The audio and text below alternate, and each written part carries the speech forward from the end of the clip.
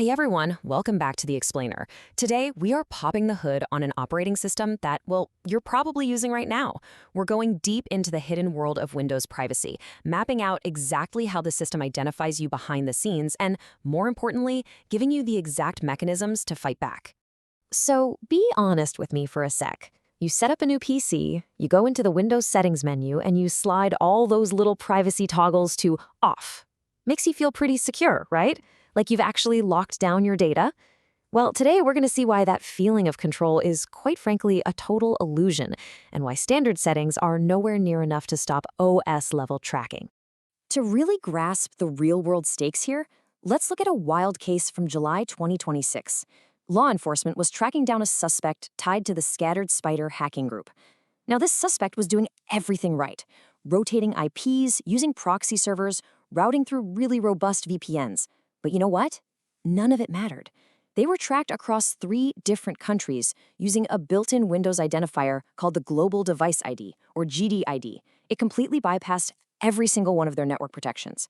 And Microsoft actually later confirmed this identifier exists. And here's the kicker: it has no off switch. And look, this isn't just some specialized tool used to catch hackers. The scoop of this thing is massive. We're talking about an estimated 1.6 billion active Windows devices affected. If you have ever signed into a Microsoft account on your machine, your hardware was assigned a GDID on their servers, and it is persistently reporting back on you. So, here is our survival guide for today. 1. The illusion of control. 2. The identifiers tracking you. 3, and this is our main focus today, essential registry hardening. 4. Network and service defenses. And 5, the hard truth. All right, let's dive into part 1, the illusion of control, settings versus reality. Think about the massive contrast here. When you flip off those standard settings UI toggles, Microsoft is literally only limiting optional enrichment data. The real absolute power of the operating system, that lies in the registry policy keys. Those keys enforce true OS-level policy caps. So if you want actual privacy, you have to bypass that user interface completely and dive straight into the registry. Because here's the thing, Windows telemetry isn't just one simple stream of data. It actually operates in 2 distinct tiers. Toggling off optional diagnostic data in your settings is basically a privacy placebo. There is a massive required diagnostic baseline. We're talking hardware specs, driver versions, crash dumps, that just flows continuously to Microsoft, totally regardless of what that little settings toggle says. Moving right along to Section 2, the identifiers tracking you beyond the surface. Let's actually trace that global device ID I mentioned earlier. Literally 1 second after your computer boots up, the Microsoft account service contacts a server and provisions a unique device ID. Just 4 seconds later, so boot plus 5 seconds, the connected devices platform service reads that ID and registers it into Microsoft's directory.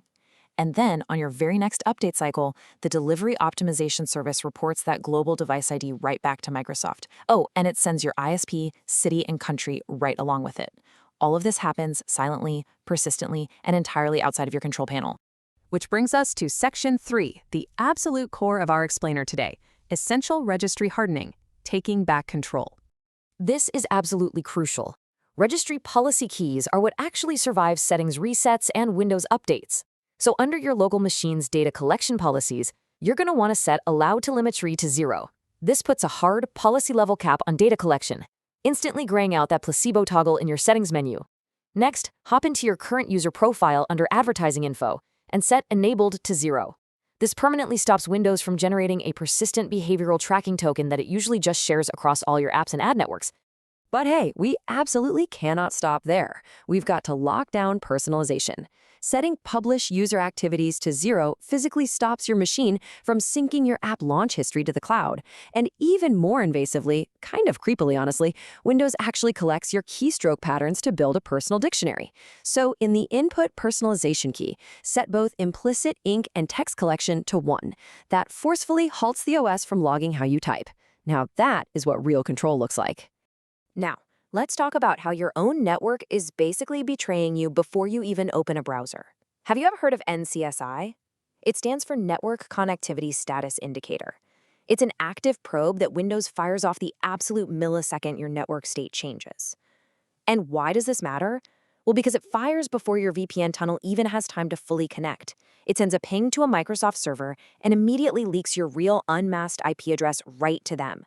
It essentially renders your VPN completely useless at the OS boot level.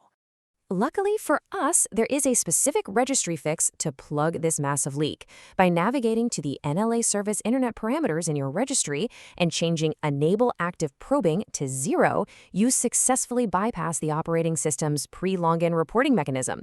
Now, just a quick heads up, your Wi-Fi icon might occasionally say no internet even when you are fully connected, but honestly, that's a super small price to pay for sealing such a massive privacy leak. All right, Section 4. Network and Service Defenses, Stopping the Demons. Beyond those static settings, Windows has these background services running, literally tracking daemons, that you need to disable completely. We're talking diagtrack for telemetry, CDPS-VC for your GDID, and DOS-VC for peer-to-peer updates. But here's the trick. Windows often blocks you from changing these in the standard services menu, so you go directly into their registry entries and change the start value to 4. In Windows registry logic, a 4 means permanently, utterly disabled. But, Microsoft doesn't just give up that easily. Whenever a major feature update rolls out, Windows aggressively attempts to undo all those awesome registry edits you just made. So you have to audit your defenses. Just run git service in PowerShell to check those tracking daemons against your disabled baseline. If Windows stealthily switched them back to automatic, dive right back into the registry and reapply that start equals 4 value. Privacy on Windows isn't set and forget, guys. It's constant maintenance. Now, to really back up all those registry edits, you're going to want to implement some durable network-level blocks that actually survive Windows configuration changes. Setting up a Pi-hole DNS sinkhole on your network is great to block Microsoft telemetry domains from ever resolving. You can also edit your machine's hosts file to map tracking endpoints to 0.0.0.0, basically sending telemetry straight into a black hole. Finally, the privacy community has built this incredible open-source PowerShell toolkit called NoGDID that automates the exact registry and firewall blocks needed to stop the GDID reporting chain at the absolute root. And that brings us to Section 5, the hard truth, what cannot be changed. Because beneath all that software, your physical hardware is essentially a walking fingerprint. The SM BIOS UUID is literally burned into your motherboard firmware. Your TPM chip has an unchangeable cryptographic key.